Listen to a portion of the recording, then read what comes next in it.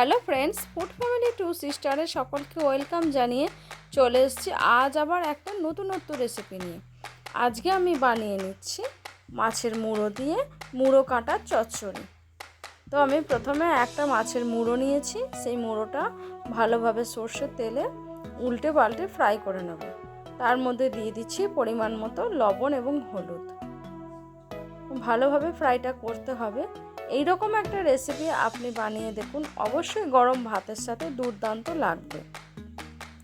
তো মাছের মুড়োটা খুব ভালোভাবে ফ্রাই করা হয়ে গেছে। এবার খুব সুন্দরভাবে আমি মাছের মুড়োটা ভেঙে দেব। কুচো কুচো করে ভেঙে নিতে হবে। ভালোভাবে মাছের মুড়োটা আমি ভেঙে নিচ্ছি। তো এবার তুলে নিচ্ছি।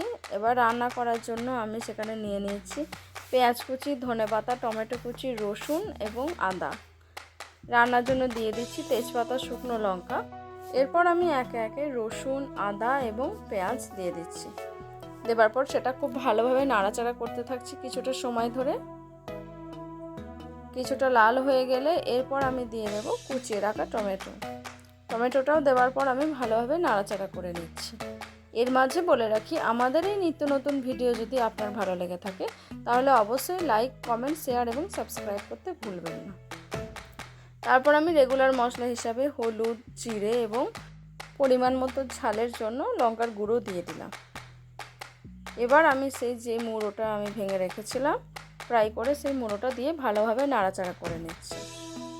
এই রকম রেসিপিটা যখন গরম ভাতের সাথে খাই তখন তো আমার অনবদ্য লাগে।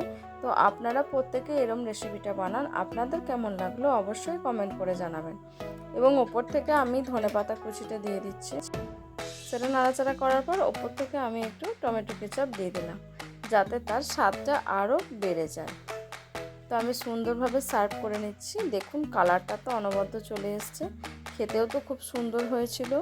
আজকের এই রেসিপিটি কার কেমন লাগলো অবশ্যই কমেন্ট করবেন। প্রত্যেকে ভালো থাকবেন, সুস্থ থাকবেন। বাই।